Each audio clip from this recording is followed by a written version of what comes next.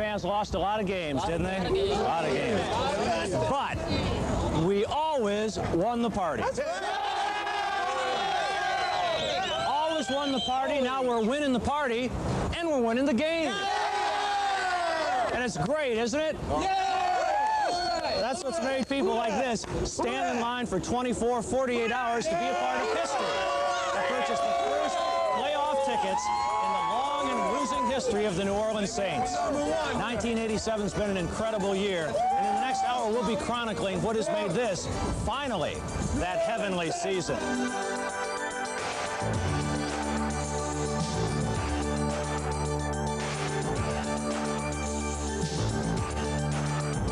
You think we ought to inform these folks that they've mistakenly gotten in line for Sugar Bowl basketball tickets?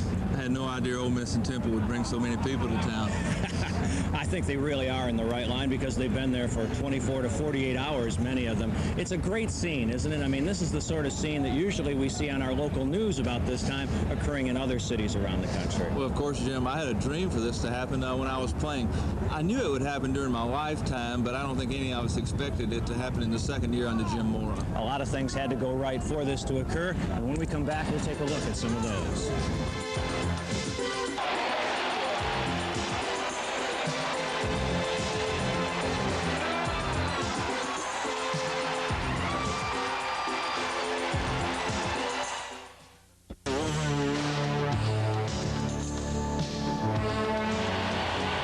For 20 long years, the motto of a Saints fan was, expect the worst, and you won't be disappointed. But not this year. This wildly improbable year when nearly everything in and out of the Saints' control has gone right. This next year that finally arrived. People in New Orleans might say, well, they're lucky, they're not for real.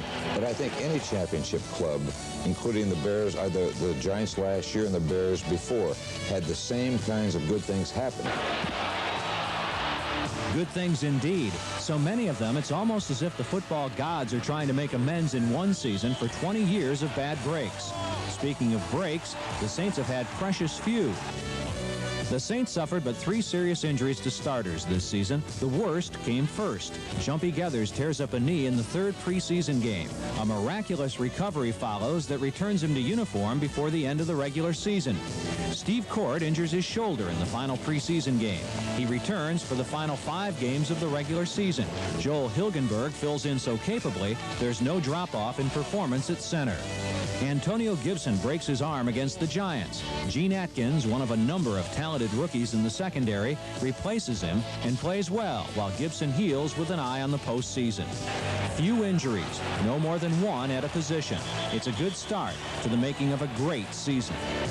Good starts? Well, the Saints got off to one in defeating a preseason favorite for the Super Bowl in Cleveland in the season opener. A loss could have reinforced a history of failure. Instead, it heralded a new era of success. I think that this is what this team needed, was some confidence. The fact that win some games, close games where they've had to come back, where now they feel like if they get in that situation again, they can do it. What looked to be a murderous schedule for the Saints was conquered by a confidence born in early success, good play, and incredibly good luck. It's the 4th weekend of the season. The players' strike had wiped out Week 3.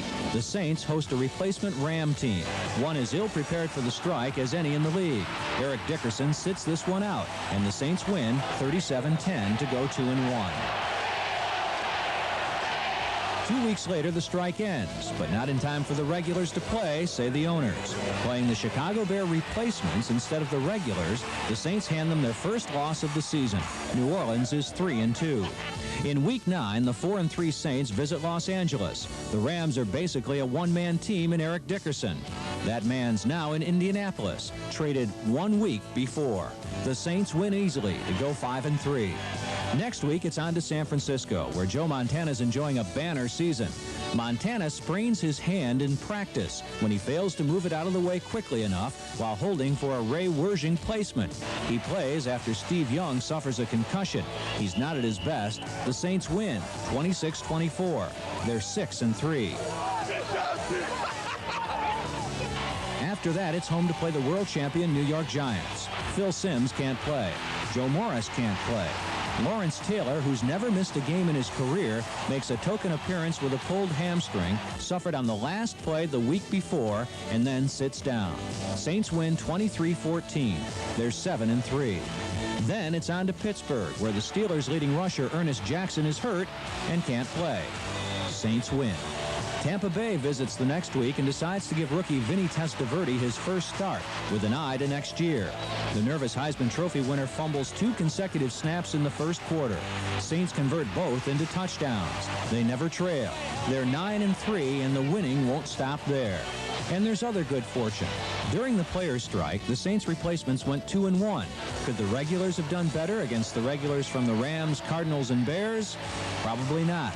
In the meantime, teams that the Saints could only have hoped they'd contend with for a playoff berth faltered badly.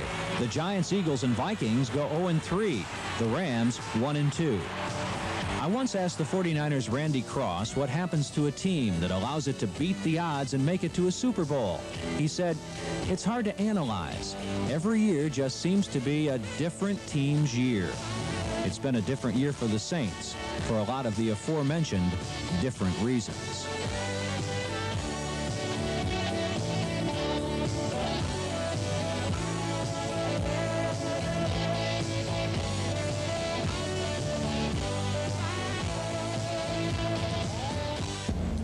I guess there really isn't any explanation for the kind of season the Saints have had where almost everything has gone right, except that through 20 years of losing, maybe they were finally due a whole lot of good breaks at one time. Well, I think everyone will agree there's been a lot of things to go wrong over the first 20 years. Think about all the high-round draft choices that have failed to contribute.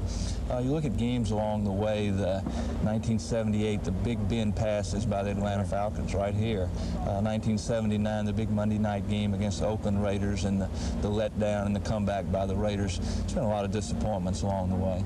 It must be great for you as a former player who continues to make his home in this city to finally be able to enjoy this team's success. Oh, it's been great, and it's been exciting, and it's really kind of taken the monkey off the back of the former players, because the New Orleans Saints are no longer the team that never had a winning season. And we'll take a look at the first 20 years of the Saints from the perspective of the players right after this.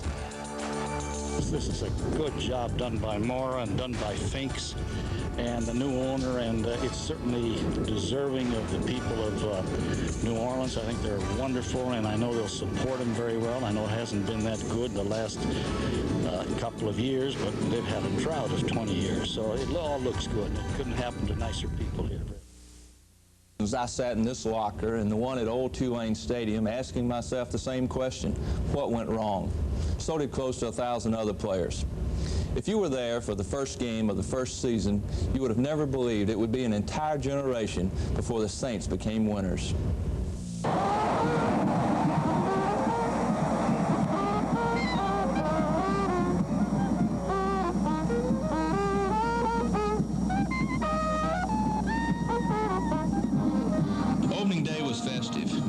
Fans treated the first game as a party, and Coach Tom Fear's club showed everyone why it would become the winningest expansion franchise in history, as a star was born on the game's first play.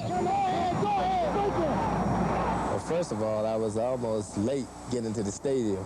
It was wild. I mean, seriously, it's a feeling that it's hard to explain. You know, I walk into the stadium here, it's 80,000 to 90,000 in Tulane Stadium, a white shirt, bow tie.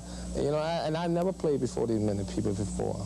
And we won the toss, and the ball came to me. I just took the ball and started running. I mean, I was really afraid. And once I saw it open, it was just like, hey, it's over. And once I got past the 40, I just put it in a different gear and threw the ball in the stand. But I wish I could find that ball now. I hope for some good fan would mail it back to me, because I would really like to have that. Before the season would end, an odd mix of veterans and younger players would record 3 wins. In 1968, the team would win 4 more, and in 1969, the Saints would win 5 games, many before sellout crowds. The future seemed bright.